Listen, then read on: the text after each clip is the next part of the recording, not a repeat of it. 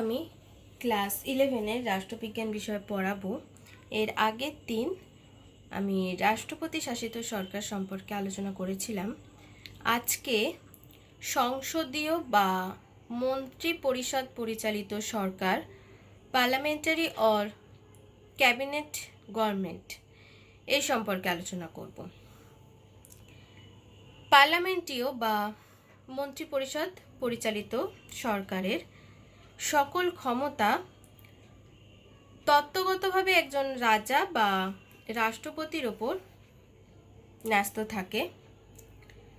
তার আগে বলি, আগের দিন যখন রাষ্ট্রপতি শাসিত সরকার তোমাদের পড়িয়েছিলাম, তার আগে বলেছিলাম শাসন বিভাগ ও আইন বিভাগের মধ্যে সম্পর্কের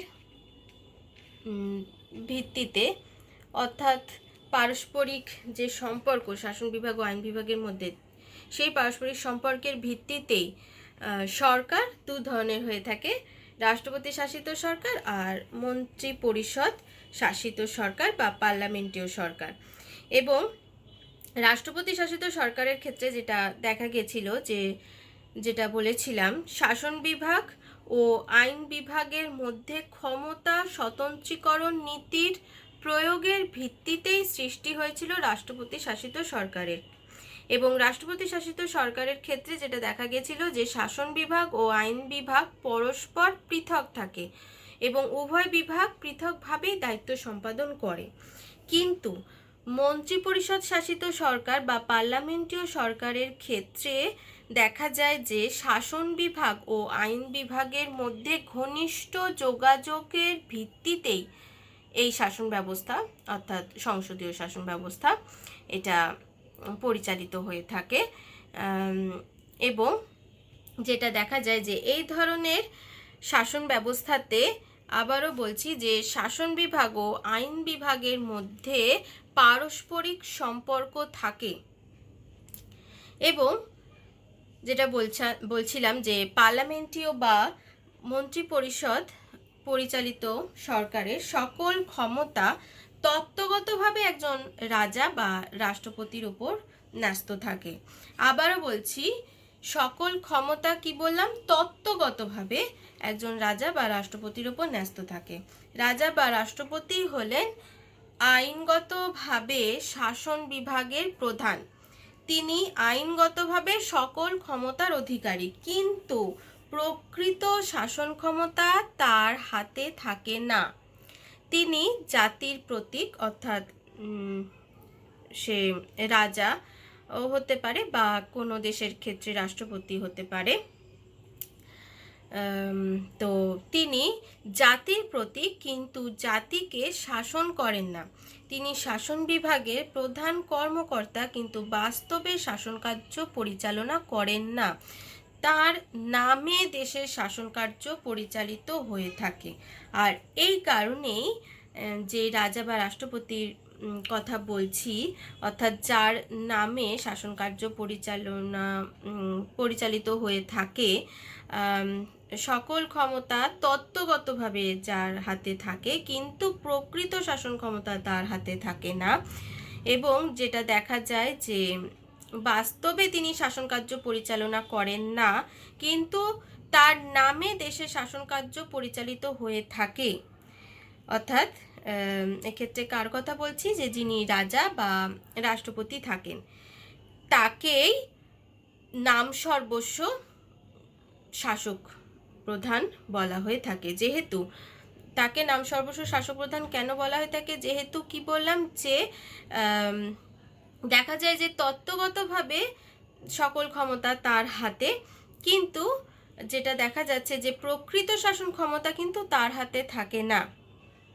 তিনি বাস্তবে শাসন কার্য পরিচালনা করেন না, তার নামে শাসন কার্য পরিচালিত, দেশের শাসন কার্য পরিচালিত হয়ে থাকে। সেই কারণেই তাকে নাম সর্বস্ব শাসক বা নিয়মতান্ত্রিক শাসক বলা হয়ে থাকে। তাহলে প্রকৃত শাসন ক্ষমতা যিনি দেশের রাজা বা রাষ্ট্রপতি থাকছেন তার হাতে যদি না থাকে, তাহলে প্রকৃত শাসন ক্ষমতা কার হাতে থাকবে?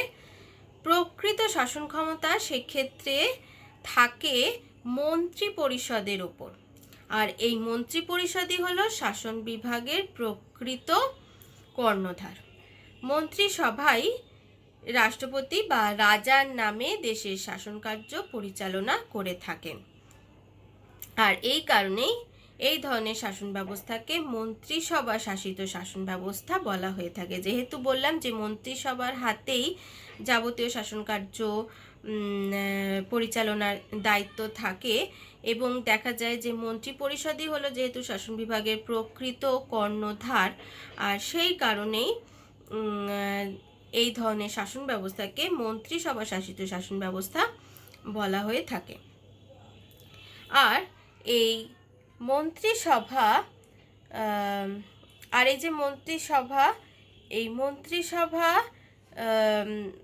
মন্ত্রিসভাই হচ্ছে যে প্রকৃত শাসক। এই যে সংসদীয় শাসন ব্যবস্থা, এই সংসদীয় শাসন ব্যবস্থাতে তাহলে সেক্ষেত্রে আমরা দু ধরনের শাসক দেখে থাকি। একটা হচ্ছে নিয়মতান্ত্রিক বা নামসর্বস্ব শাসক, আর একটা হচ্ছে প্রকৃত শাসক। নিয়মতান্ত্রিক বা নামসর্বস্ব শাসক অর্থাৎ যার নামে শাসন কার্য পরিচালিত হচ্ছে কিন্তু তিনি স্বয়ং শাসন কার্য পরিচালনা করছেন না। আর প্রকৃত শাসক হচ্ছে যে যার হাতে প্রকৃত ক্ষমতা আছে, অর্থাৎ যিনি বাস্তবে শাসন কার্য পরিচালনা করে থাকেন।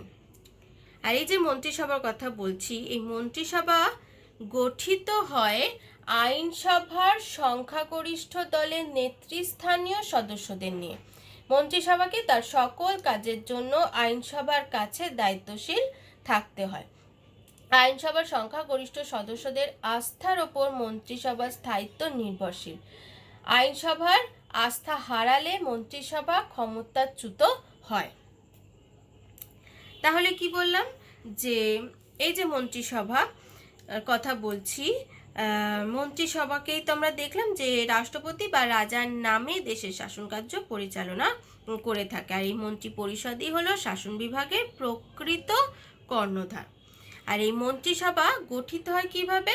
মন্ত্রিসভা গঠিত হয় আইনসভার সংখ্যাগরিষ্ঠ দলের নেতৃস্থানীয় সদস্যদের নিয়ে। অর্থাৎ আইনসভার যে দল সংখ্যাগরিষ্ঠতা অর্জন করে থাকে সেই দলের যারা নেতৃস্থানীয় যে সমস্ত ব্যক্তিরা থাকেন, যে সমস্ত সদস্যরা থাকেন, তাদেরকে নিয়েই মন্ত্রিসভা গঠিত হয়ে থাকে। আর মন্ত্রিসভাকে তার সকল কাজের জন্য আইনসভার কাছে দায়িত্বশীল থাকতে হয়। আইনসভার সংখ্যাগরিষ্ঠ সদস্যদের আস্থার উপর মন্ত্রিসভার স্থায়িত্ব নির্ভরশীল। যেটা বললামই, আবারও বলছি যে আইনসভার কাছে মন্ত্রিসভাকে দায়িত্বশীল থাকতে হয়, কেননা আইনসভার সংখ্যাগরিষ্ঠ সদস্যদের আস্থার ওপর মন্ত্রিসভার স্থায়িত্ব নির্ভরশীল। আইনসভার সংখ্যাগরিষ্ঠ সদস্যদের আস্থা যদি মন্ত্রিসভা হারায় তাহলে সেক্ষেত্রে মন্ত্রিসভাকে কিন্তু ক্ষমতাচ্যুত হতে হয়। সুতরাং প্রশাসনিক ক্ষেত্রে আইনসভা বা পার্লামেন্টের একটা গুরুত্বপূর্ণ ভূমিকা আমরা এক্ষেত্রে লক্ষ্য করছি। তাই এই ধরনের সরকারকে বা শাসন ব্যবস্থাকে পার্লামেন্টীয় সরকারও বলা হয়ে থাকে, পার্লামেন্টীয় বা সংসদীয় সরকারও বলা হয়ে থাকে। আর এই ধরনের শাসন ব্যবস্থাকে দায়িত্বশীল শাসন ব্যবস্থাও বলা হয়ে থাকে। কেন দায়িত্বশীল শাসন ব্যবস্থা বলা হয়ে থাকে? যেহেতু আমরা দেখলাম যে আইনসভার কাছে মন্ত্রিসভা তার কাজের জন্য দায়িত্বশীল থাকে, এবং যেটা দেখলাম যে আইনসভার সংখ্যাগরিষ্ঠ সদস্যদের যদি আস্থা হারায় তাহলে সেক্ষেত্রে মন্ত্রিসভাকে কিন্তু ক্ষমতাচ্যুত হতে হয়। মন্ত্রিসভার এই দায়িত্বশীলতার জন্যই এই ধরনের শাসন ব্যবস্থাকে দায়িত্বশীল শাসন ব্যবস্থা বলা হয়ে থাকে। এবার আসছি পার্লামেন্টীয় বা এই মন্ত্রিসভা শাসিত সরকারের কিছু বৈশিষ্ট্য লক্ষ্য করা যায়। বৈশিষ্ট্যগুলো কি কি? প্রথম বৈশিষ্ট্য সংসদীয় সরকারের সেটা হচ্ছে যে এখানে আমরা নিয়মতান্ত্রিক ও প্রকৃত উভয় ধরনের শাসকেরই অবস্থান আমরা এখানে লক্ষ্য করে থাকি। মন্ত্রিপরিষদ শাসিত শাসন ব্যবস্থায় নিয়মতান্ত্রিক বা নামসর্বস্ব শাসক এবং প্রকৃত শাসক উভয় ধরনের শাসকই তো আমরা লক্ষ্য করে থাকি। তো উভয় ধরনের শাসকের মধ্যে পার্থক্য দেখা যায়। এই ধরনের শাসন ব্যবস্থায় আইনগতভাবে যার হাতে শাসন ক্ষমতা ন্যস্ত থাকে তিনি নিজে শাসন কার্য পরিচালনা করেন না, নিয়মানুসারে তার নামেই শাসন কার্য পরিচালিত হয়ে থাকে, তাই তাকে নাম সর্বস্ব বা নিয়মতান্ত্রিক শাসক প্রধান বলা হয়ে থাকে। তাহলে প্রকৃত শাসন ক্ষমতা কার হাতে থাকে? কি বললাম একটু আগেই, যে প্রকৃত শাসন ক্ষমতা থাকে মন্ত্রিসভার হাতে। মন্ত্রিসভার হাতেই যাবতীয় শাসন ক্ষমতা ন্যস্ত থাকে, অর্থাৎ প্রকৃত শাসন ক্ষমতা ন্যস্ত থাকে মন্ত্রিসভার হাতেই। আর নিয়মতান্ত্রিক শাসক এই মন্ত্রিসভার পরামর্শ অনুসারে শাসন কার্য পরিচালনা করে থাকেন, অর্থাৎ মন্ত্রিসভার পরামর্শই শাসন কর্তৃপক্ষের প্রকৃত আদেশ হিসেবে গণ্য হয়ে থাকে। আর এই মন্ত্রিসভাই হচ্ছে শাসন বিভাগের প্রকৃত কর্ণধার বা প্রকৃত শাসক। এবার আসছি দ্বিতীয় বৈশিষ্ট্য, দায়িত্বশীল শাসন ব্যবস্থা। দায়িত্বশীল শাসন ব্যবস্থা যেটা দেখা যায় যে পার্লামেন্টের কাছে মন্ত্রিসভার দায়িত্বশীলতা এই শাসন ব্যবস্থার আরেকটি গুরুত্বপূর্ণ বৈশিষ্ট্য। মন্ত্রিসভা তার সকল কাজের জন্য আইনসভার কাছে জবাবদিহি করতে বাধ্য থাকে। আইনসভার সংখ্যাগরিষ্ঠ সদস্যের আস্থা হারালে মন্ত্রিসভাকে পদচ্যুত হতে হয়। এই দায়িত্বশীলতার পরিপ্রেক্ষিতেই এই ধরনের শাসন ব্যবস্থাকে দায়িত্বশীল শাসন ব্যবস্থা বলা হয়ে থাকে। পরের বৈশিষ্ট্য আসছি মন্ত্রীদের যৌথ দায়িত্বশীলতা। দায়িত্বশীল শাসন ব্যবস্থার কথা তো বললামই, যেহেতু আইনসভার সংখ্যাগরিষ্ঠ সদস্যের আস্থা হারালে মন্ত্রিসভাকে পদচ্যুত হতে হয়, কেননা আইনসভার কাছে মন্ত্রিসভা তার সকল কাজের জন্য জবাবদিহি করতে বাধ্য থাকেন এবং দায়িত্বশীল থাকেন আইনসভার কাছে। আর আইনসভার সংখ্যাগরিষ্ঠ সদস্যের, আবারও বলছি, যে আস্থা হারালে মন্ত্রিসভাকে পদচ্যুত হতে হয়। তো এই যে দায়িত্বশীল শাসন ব্যবস্থা, এই যে দায়িত্ব মন্ত্রিসভার, এই দায়িত্বের প্রকৃতি হলো যৌথ। কেন যৌথ কেন বললাম? কেননা মন্ত্রিসভার সকল সদস্য সরকারি নীতি ও কার্যাবলীর জন্য আইনসভার কাছে যৌথভাবে দায়িত্বশীল থাকে।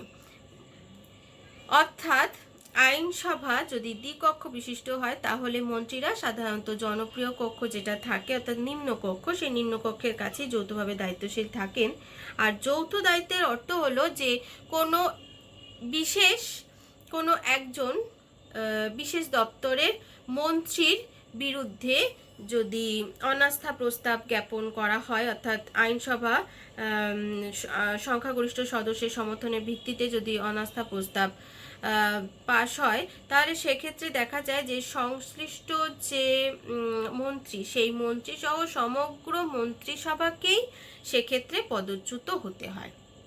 এই কারণেই এই দায়িত্বের প্রকৃতি হলো যৌথ।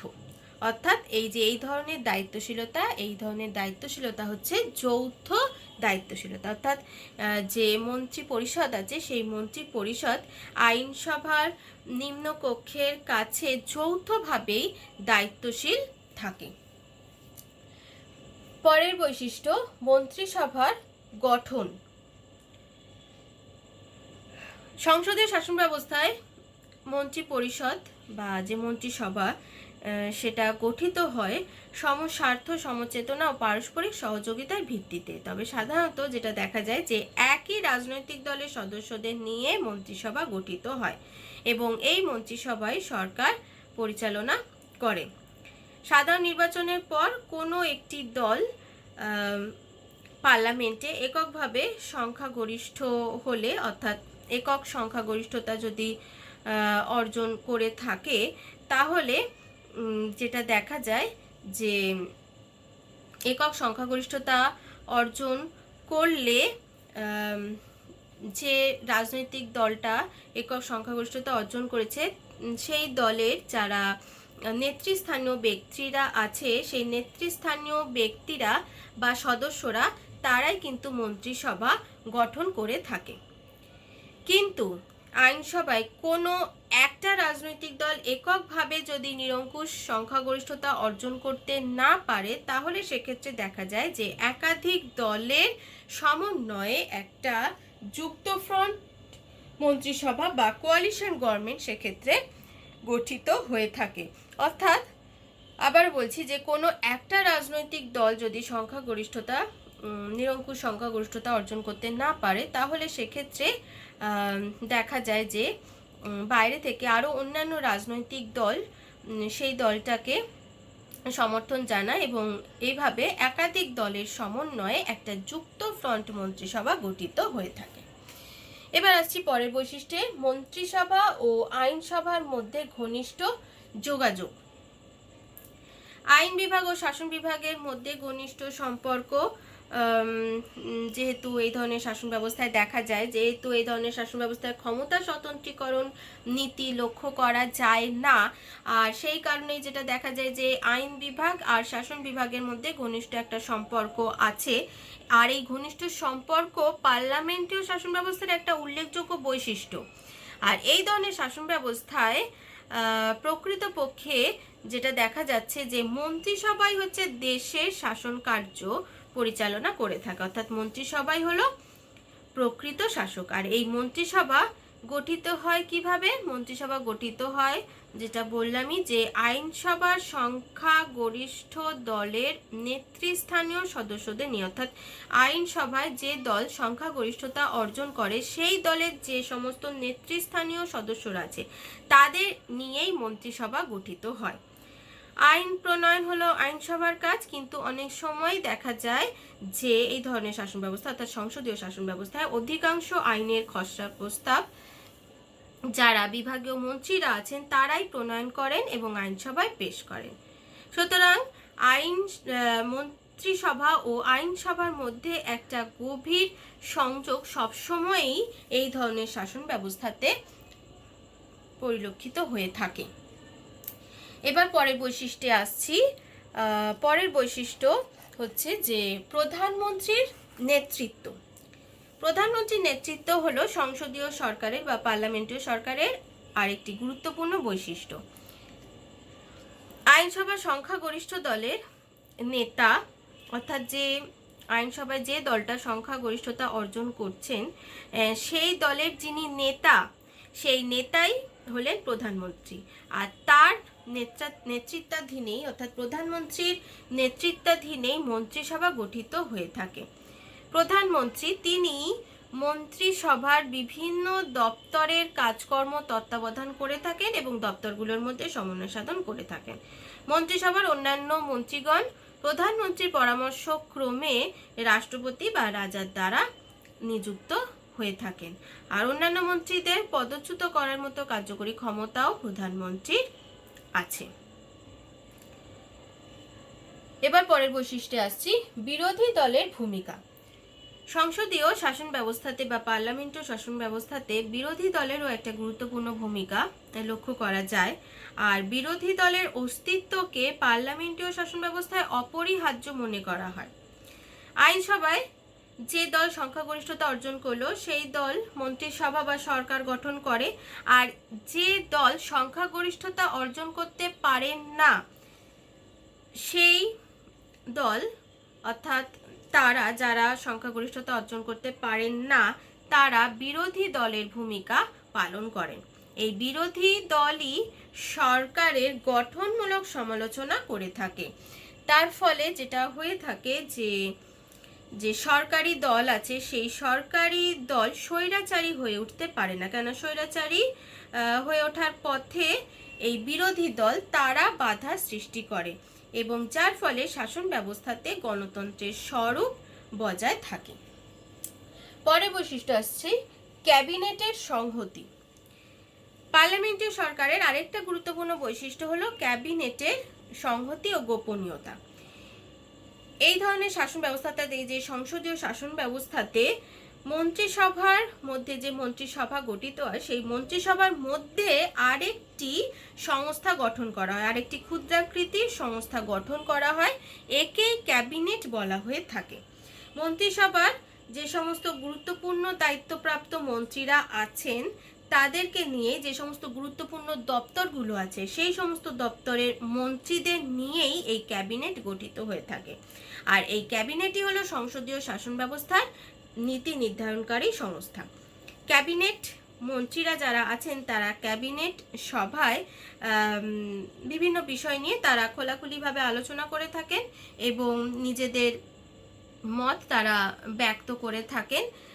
কিন্তু আলোচনার পরে ক্যাবিনেট সভায় যে সিদ্ধান্ত গ্রহণ করা হয় সেটা সকলের সিদ্ধান্ত হিসেবে বিবেচিত হয়। আর ক্যাবিনেট সভায় যে সমস্ত আলোচনাগুলো হয়ে থাকে সেটা কিন্তু বাইরে কখনোই প্রকাশ করা যায় না।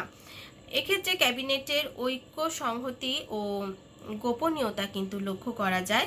আর এই গোপনীয়তা, ঐক্য, সংহতির ওপরেই সংসদীয় সরকার প্রতিষ্ঠিত ও পরিচালিত হয়ে থাকে। এই যে সংসদীয় শাসন ব্যবস্থার কথা তখন বলছিলাম, এই সংসদীয় শাসন ব্যবস্থা বা পার্লামেন্টীয় শাসন ব্যবস্থা কোন দেশে দেখা যায়, অর্থাৎ প্রকৃষ্ট উদাহরণ কি হতে পারে? প্রকৃষ্ট উদাহরণ হলো ইংল্যান্ডের শাসন ব্যবস্থা। ইংল্যান্ডের শাসন ব্যবস্থাই হলো পার্লামেন্টীয় শাসন ব্যবস্থার উল্লেখযোগ্য উদাহরণ। এবার আসছি পার্লামেন্টীয় সরকারের কিছু গুণাবলী লক্ষ্য করা যায়। এই গুণগুলো কি কি? প্রথমত হচ্ছে যে আইন বিভাগ ও শাসন বিভাগের মধ্যে সুসম্পর্ক। পার্লামেন্টীয় সরকারে বা সংসদীয় সরকারে আইন বিভাগ ও শাসন বিভাগের মধ্যে একটা নিবিড় সম্পর্ক থাকে, গভীর বোঝাপড়া থাকে। আর এই রকম শাসন ব্যবস্থায় ক্ষমতার স্বতন্ত্রীকরণ নীতিকে স্বীকার করা হয় না, সে তো বললামই। যার ফলে এই উভয় বিভাগের মধ্যে পারস্পরিক সহযোগিতার ভিত্তিতে তারা কাজ করে থাকে, যার ফলে সুশাসন এক্ষেত্রে লক্ষ্য করা যায়। পরের গুণাবলী হচ্ছে গণতন্ত্রের স্বরূপ বজায় থাকে। সংসদীয় শাসন ব্যবস্থায় মন্ত্রিসভাই হলো প্রকৃত শাসক, আর এই মন্ত্রিসভা গঠিত হয় জনগণের প্রতিনিধিদের নিয়ে। কেননা ভোটের মাধ্যমে যারা জনগণের যারা প্রতিনিধিরা আছেন তারাই কিন্তু নির্বাচিত হন এবং তারপরে দেখা যায় যে তারাই কিন্তু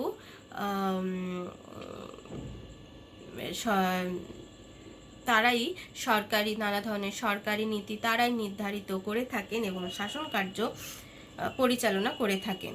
তো জনগণের প্রতিনিধিপৃষ্ট এই সমস্ত প্রতিনিধিরা আর কি প্রতিনিধিপুষ্ট আইনসভায় সংখ্যাগরিষ্ঠের অভিমত প্রতিফলিত হয়ে থাকে, আর সরকার এই অভিমতকে উপেক্ষা করতে পারে না। অর্থাৎ আইনসভায় যে সমস্ত প্রতিনিধিরা যারা যাচ্ছেন, যারা ভোটে জিতে যাচ্ছেন, তারা কিন্তু জনগণেরই তারা প্রতিনিধি, জনগণের দ্বারাই তারা নির্বাচিত হয়ে যাচ্ছেন আইনসভায়। সেই কারণে আইনসভাতে একটা সংখ্যাগরিষ্ঠের অভিমত প্রতিফলিত হয়ে থাকে। আর যেটা বললামই যে সরকার এই অভিমতকে কখনোই উপেক্ষা করতে পারে না। পরের গুণাবলী সরকার স্বৈরাচারী হতে পারে না। কি বললাম? সরকার স্বৈরাচারী হতে পারে না। সংসদীয় শাসন ব্যবস্থায় মন্ত্রিসভা সরকারি নীতি ও কার্যক্রম সম্পর্কে সকল বিষয়ে আইনসভার কাছে দায়িত্বশীল থাকে। আইনসভার আস্থা হারালে মন্ত্রিসভাকে পদত্যাগ করতে হয়। তাই মন্ত্রিসভা স্বেচ্ছাচারী কখনোই হয়ে উঠতে পারে না। মন্ত্রিসভার জনস্বার্থ বিরোধী এবং স্বৈরাচারী কার্যকলাপের বিরুদ্ধে বিরোধী দলেরও একটা ভূমিকা আমরা দেখেছি। বিরোধী দলও সেক্ষেত্রে বাধা সৃষ্টি করে থাকে।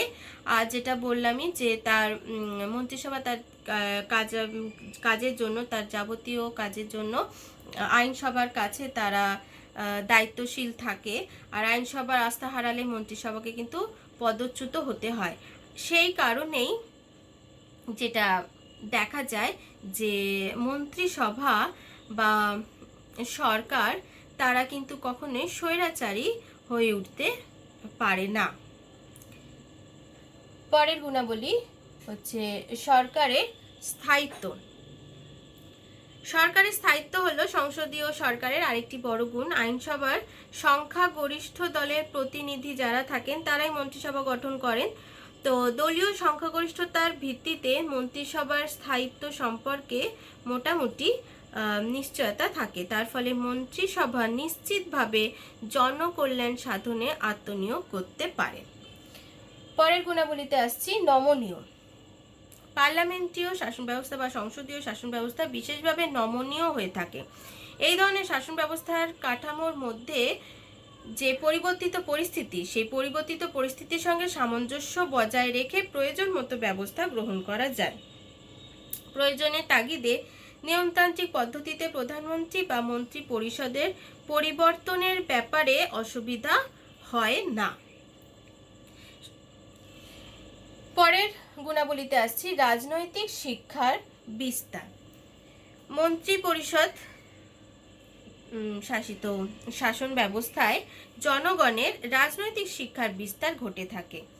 সরকারি নীতি, দেশের বিভিন্ন সমস্যা ও সরকারি কার্যক্রম প্রভৃতি বিভিন্ন বিষয়ে পার্লামেন্টে আলাপ আলোচনা চলতে থাকে। আর সেই আলোচনার মাধ্যমে দেশের সাধারণ মানুষ তারা সরকারের ভূমিকা ও কার্যকলাপ সম্পর্কে সুস্পষ্ট ধারণা তারা লাভ করে থাকে, এবং যার ফলে তাদের রাজনৈতিক শিক্ষার বিস্তারও ঘটে থাকে। পরের পয়েন্টে আসছি, যোগ্যতার মর্যাদা। অনেক সময় দেশের অনেক জ্ঞানী গুণী ব্যক্তি তারা রাজনৈতিক প্রতিদ্বন্দ্বিতায় তারা নামতে চায় না। তারা এই সমস্ত প্রতিদ্বন্দ্বিতার মধ্যে তারা নিজেদেরকে জড়াতে তারা রাজি হন না। সেই কারণে তাদের পক্ষে সরকারি কার্যকলাপে অংশগ্রহণ করা সম্ভব হয় না।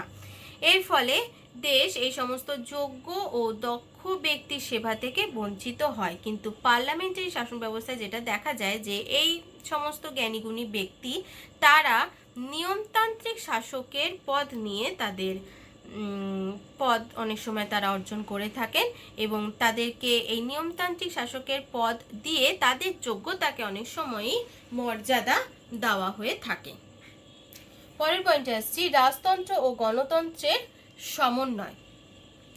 পার্লামেন্টীয় শাসন ব্যবস্থায় রাজতন্ত্রকে বজায় রেখেও গণতন্ত্রকে প্রতিষ্ঠা করা যায়। রাজাকে নিয়মতান্ত্রিক শাসকের পদ দেওয়া হয় এই ধরনের শাসন ব্যবস্থায়, এবং মন্ত্রিসভাকে প্রকৃত শাসক হিসেবে প্রতিষ্ঠা করা হয়ে থাকে। যেমন উদাহরণ হিসেবে আমরা ইংল্যান্ডের শাসন ব্যবস্থার কথা বলতে পারি। ইংল্যান্ডের শাসন ব্যবস্থাতে যিনি ইংল্যান্ডের রাজা বা রানী যিনি থাকেন তিনি হচ্ছেন নিয়মতান্ত্রিক শাসক, আর যে মন্ত্রিসভা থাকে সেই মন্ত্রিসভা হচ্ছে প্রকৃত শাসক। পরের পয়েন্ট আসছি, সুশাসন সম্ভব হয়। লাস্কির মতানুসারে পার্লামেন্টীয় শাসন ব্যবস্থার অন্তত একটি গুণ আছে, এখানে দায়িত্বের অবস্থান নির্ণয় সহজতর হয়ে থাকে। তাছাড়া ক্ষমতাসীন যে দল ও বিরোধী দলের মধ্যে বাদানুবাদ ও আলাপ আলোচনার মাধ্যমে সরকারের কাজকর্ম পরিচালিত হয়ে থাকে। তার ফলে পারস্পরিক বোঝাপড়ার মাধ্যমে সুশাসন সম্ভব হয়ে থাকে। পার্লামেন্টীয় সরকারের যে গুণাবলীগুলো আলোচনা করলাম, গুণাবলীগুলো আলোচনা করার সাথে সাথে কয়েকটা ত্রুটিও আমাদেরকে এক্ষেত্রে আলোচনা করতে হবে। পার্লামেন্টীয় সরকারেরও কিছু ত্রুটি দেখা যায়। আমরা যখন পার্লামেন্টীয় সরকার সম্পর্কে লিখব, বৈশিষ্ট্য লেখার পরে কয়েকটা গুণাবলী লিখব এবং তার সাথে সাথে কয়েকটা ত্রুটি আমরা উল্লেখ করব। তো ত্রুটিগুলো কি কি? প্রথম ত্রুটি হচ্ছে যে সুশাসনের অন্তরায়। পার্লামেন্টীয় শাসন ব্যবস্থায় যেহেতু ক্ষমতা স্বতন্ত্রীকরণ নীতি প্রয়োগ করা হয় না, এখানে মন্ত্রিসভার সদস্যগণ তারাই হলেন আইনসভার সদস্য, অর্থাৎ মন্ত্রীদের শাসন কার্য পরিচালনা ছাড়াও আইন প্রণয়ন সংক্রান্ত কাজেও তাদের অংশগ্রহণ করতে হয়, এবং প্রশ্নোত্তর দানেও তারা অনেক সময় ব্যস্ত থাকেন।